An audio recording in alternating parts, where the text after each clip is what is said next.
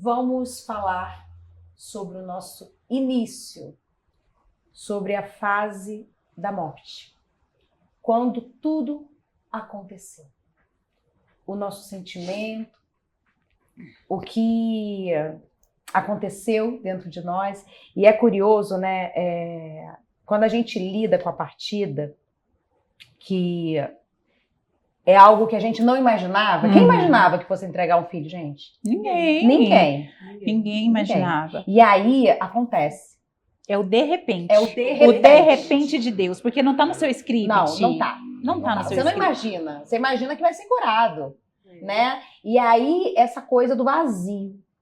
Porque quando acontece de ir, por um instante você olha para as pessoas continuam rindo, o tempo continua passando, as redes sociais se movimentando, os carros parando no sinal, só que dentro de você tudo parou. As festas acontecendo, os aniversários acontecendo. Como pode? O mundo acontecendo. Mas dentro de você tudo parou.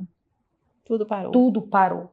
Tudo ficou escuro, nebuloso, e você nem sabe por onde recomeçar. Não. Porque você não sabe, porque não tem uma fórmula. Como que você vai se refazer? Seu filho sai e não volta. Como?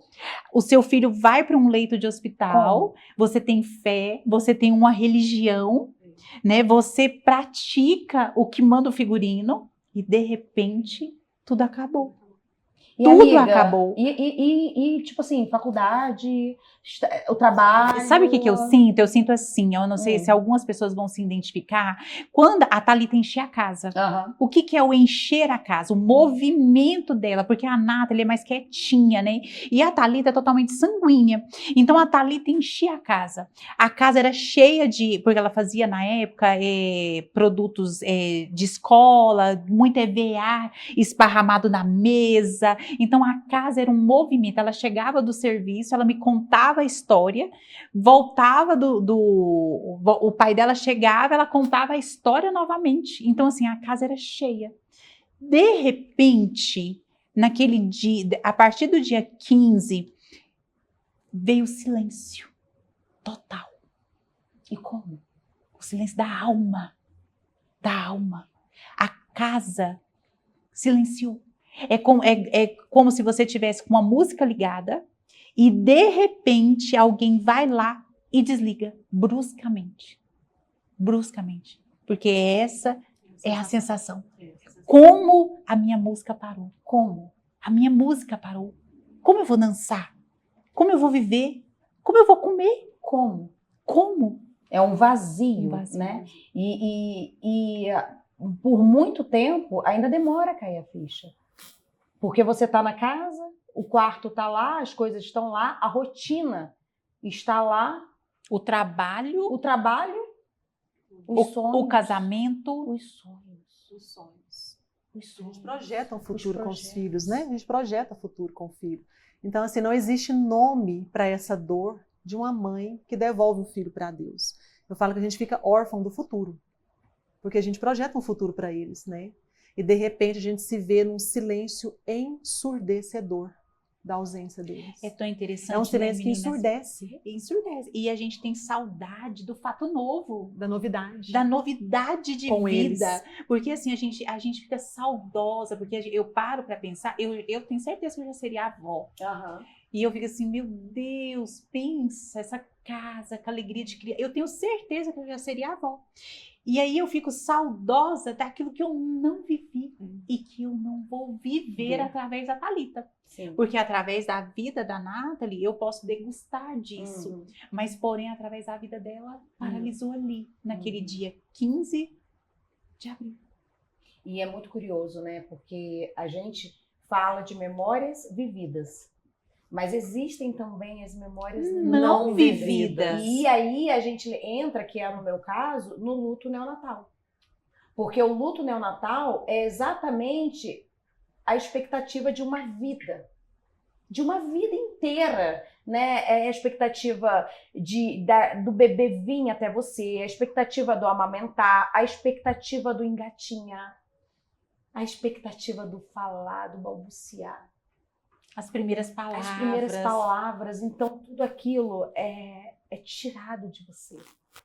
Porque quando a gente, na gestação, a gente pensa muito nisso, né? Inclusive eu lia sobre isso, né? O melhor para o meu filho, como educar, como lidar nas fases de bebê, a gente fica muito focado nisso. Amamentar, né, amiga? E você chega em casa com os peitos cheios de leite sim, e cadê o bebê? E aí aconteceu, né?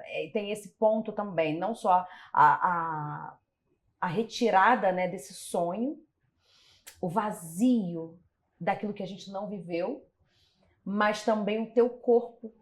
Porque você tem um pós-operatório, o neonatal ainda aborda isso, né? Que é um pós-operatório, os seios cheios de leite, e você tendo que secar o leite porque você não tem. E a gente seca chorando, seca em lágrimas, né?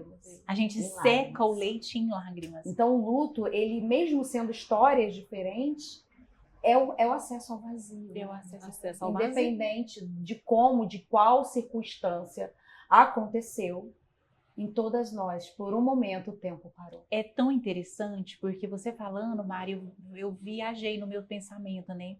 E veio assim, né? A gente faz o enxoval para receber a vida. Mas a gente não faz o enxoval para a partida. Não prepara. A gente não prepara. A gente não sabendo que a nossa casa não é aqui.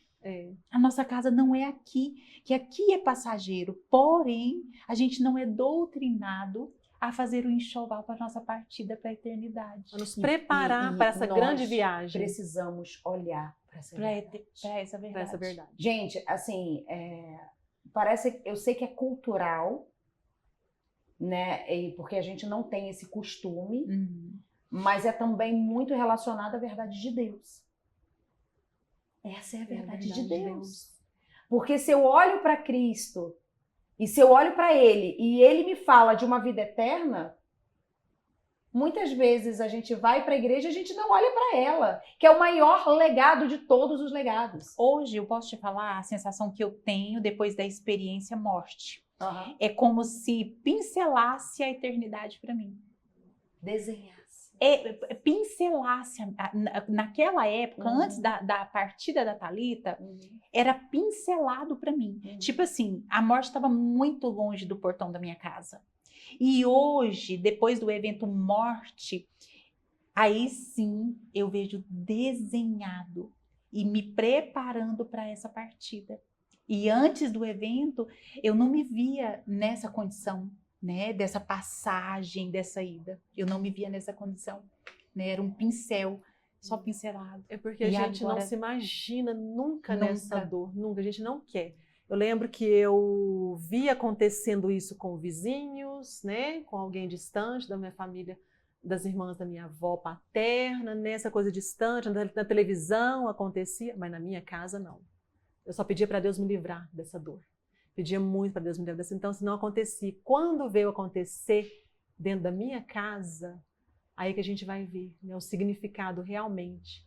O que é eternidade? Né? Não é aqui. Não é aqui. Não é aqui. Aqui é tão passageiro. Muito passageiro, principalmente com meu filho, 9 anos, o Damari, recém-nascido, né, na hora ali do parto, sabe? Então, assim... A Thalita com 20 anos, no melhor, né, momento da vida dela, sabe? É muito pouco tempo, né, se a gente for pensar. Então, assim, esse vazio que eles deixaram, né? Quando a gente vai sentar à mesa, a ponto de dar a sensação de que, será que foi um sonho? Será que foi um sonho que eu vivi? Eu vivi e acabou? Isso não aconteceu. Isso não aconteceu. Isso não aconteceu, gente. Isso não aconteceu. Não pode ser. Porque comigo, né? É igual. Eu acho que a pergunta que vem para toda mãe, todo pai, ou filho também, em qualquer tipo de... Por que comigo?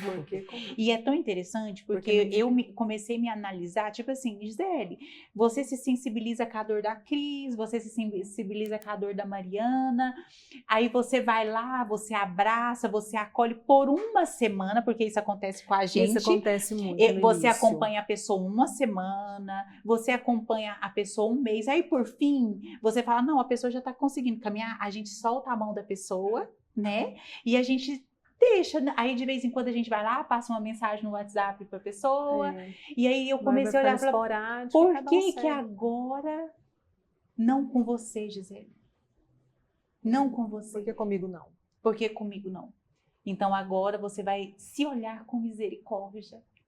Porque você não olhou tanto com misericórdia para o outro como você imaginou. Porque eu cheguei a essa conclusão. Nossa, passou um mês, eu fazia o quê com a pessoa? Eu soltava. E a pessoa ficava lá na dor dela.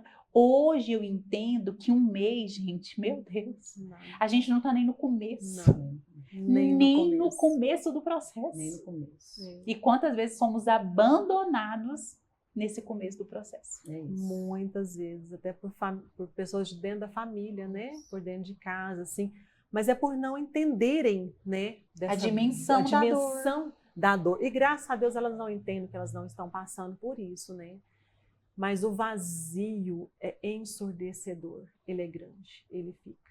É a cama que você não arruma, né? A toalha que você não estica no banheiro. Tudo isso dói muito. E a pessoa que está vivendo... Eu não quero acordar. Eu não quero acordar. Respirar. Respirar dói. Respirar dói. É como eu disse, é como se uma pata de elefante estivesse pisando no meu peito, me impedindo de movimentar, de sair do lugar, de viver mesmo, sabe? Porque o respirar dói os fios de cabelo dói.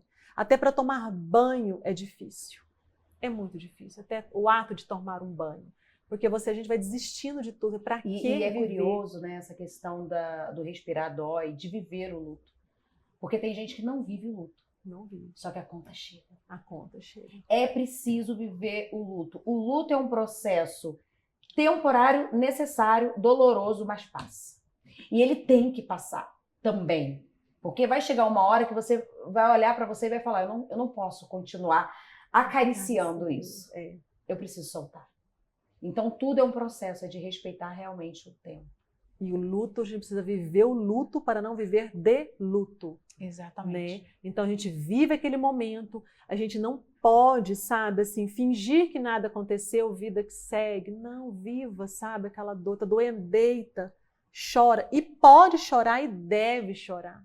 Porque o chorar vai esvaziando o nosso peito de nós mesmos, dos nossos achismos, para se encher daquilo que realmente tem que ser preenchido em nós. É o se que permitir, é o amor. Né? Se permitir, né, Cris? Sentir. Sim. Quantas vezes chorar, no meio do dia, assim, tinha durante a semana, eu estava ali fazendo algo, era 10 da manhã, me vinha aquela dor que às vezes sufocava. Eu falei, agora eu vou parar. Eu deixava tudo que eu estava fazendo, sabe, assim, para mim chorar aquilo que eu tinha para chorar, e eu voltava melhor. Porque quando a gente se esvazia de nós mesmos, a gente melhora. A gente melhora porque dá um novo refrigério para nós, quando a gente se permite.